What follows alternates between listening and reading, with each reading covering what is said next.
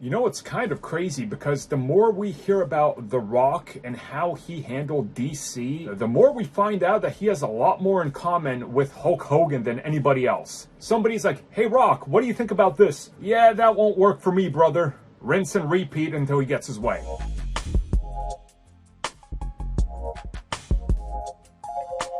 So here's the latest update. I waited a little bit of time to talk about because there was just going to be more. It seems like that there was a storm of all sorts of news coming at us rapidly after Shazam 2 failed. And what we found out recently is the fact that the post-credits of Shazam Fury of the Gods was affected by The Rock pulling strings. The post-credit scene, or the mid-credit, depending on how you look at it, some people call it both.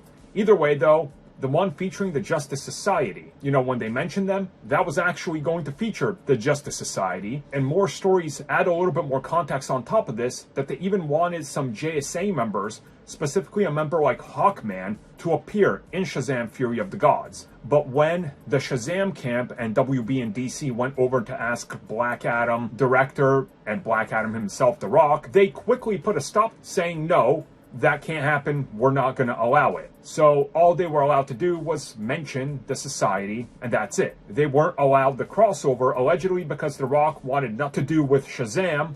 He wanted his character to stay separate away from him, and he wanted the two things to be largely disconnected, which, again, is very problematic. It's just an insane way to look at how they reached this point. You know, they cried for years that we need to get rid of the embargoes and not let people's egos get in the way after Chris Nolan started the Bat embargo, only to find themselves with somebody literally trying to dictate every shot despite being only an actor and stepping over directors and producers. I mean, it's just completely insane. Like, it's almost like The Rock doesn't understand that this isn't pro wrestling. The Hulk Hogan analogy is so on point here. If it doesn't work for him, that won't work for me, brother. Come up with something else. And the only thing you can come up with that's different is if you agree with what he wants. It's absolutely insane. And just think of how much more beneficial things could have been on both sides had he just chosen to work with them. Imagine that.